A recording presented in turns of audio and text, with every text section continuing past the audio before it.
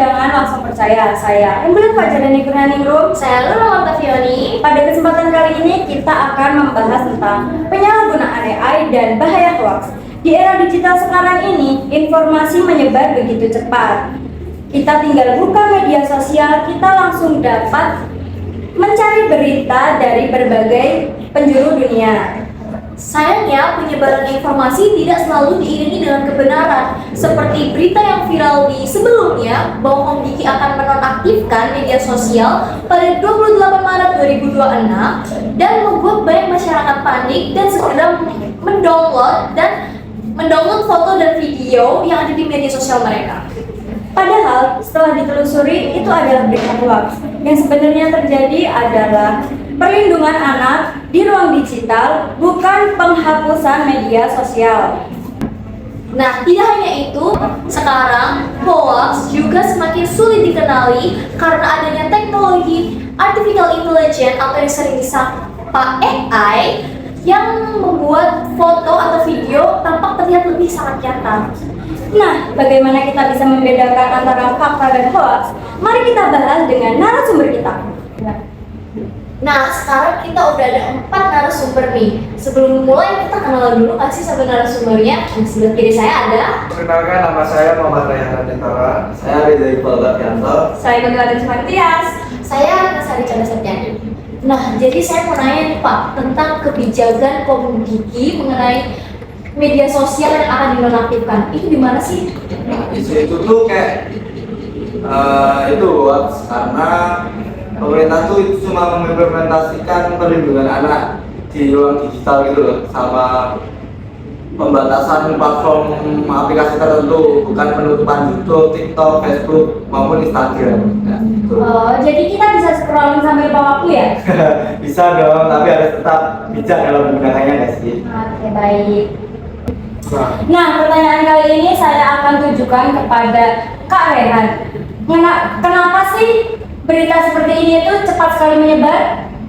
Karena orang-orang itu biasanya cuma baca dari judul aja, apalagi dari algoritma di media sosial itu selalu memviralkan konten-konten yang lagi ramai.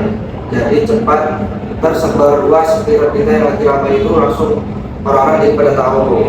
Jadi bukan karena informasi itu benar, tetapi karena banyak yang membagikannya. Betul, semakin banyak orang-orang membagikan, semakin banyak konten-konten itu ramai.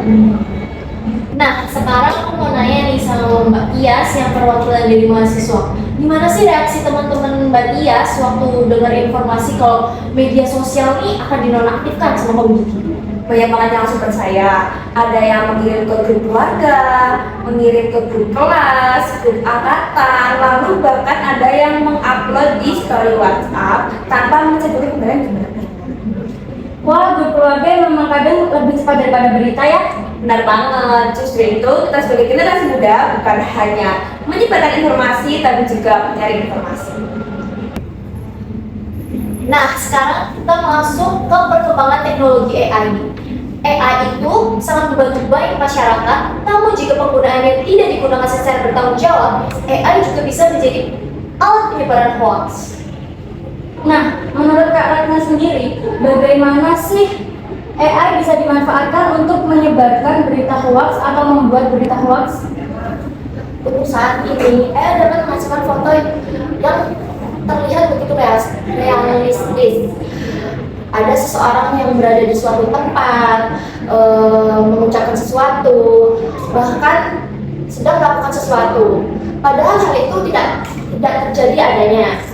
Jika foto itu tersebar, maka banyak orang akan menganggapnya bahwa itu sebagai bukti.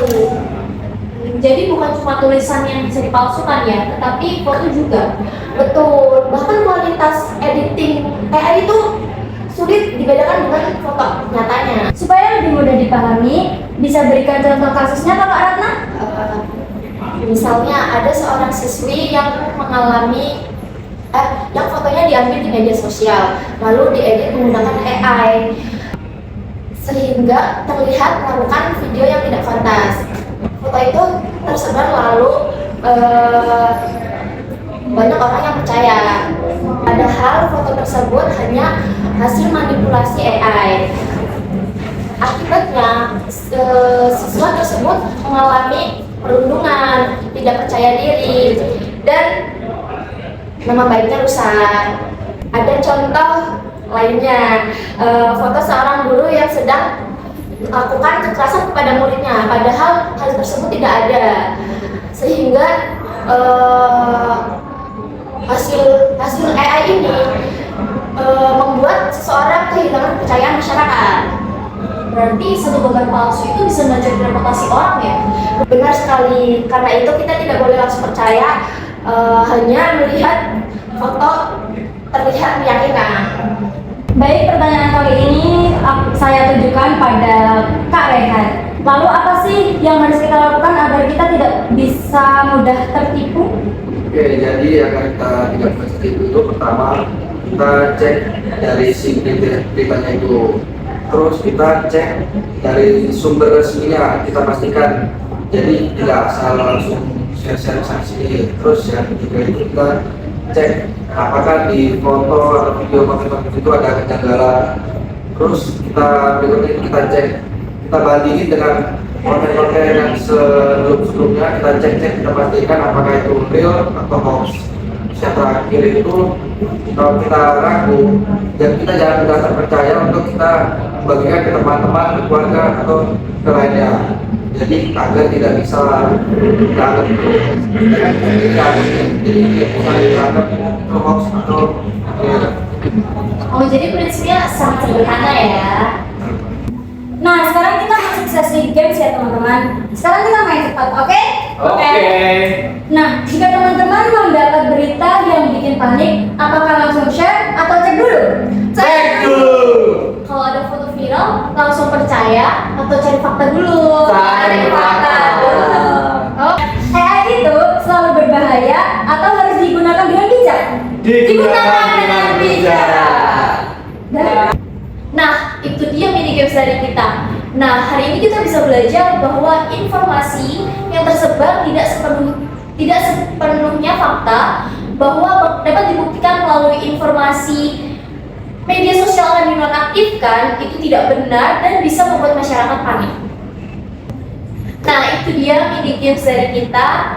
Dan hari ini kita bisa belajar bahwa semua informasi itu belum tentu sepenuhnya fakta atau benar. Seperti berita yang viral sebelumnya, kita bisa tahu bahwa berita tersebut salah. Seperti Tom Diki menginformasikan bahwa media sosial akan dinonaktifkan, dan penyebaran hoax seperti itu dapat membuat masyarakat panik.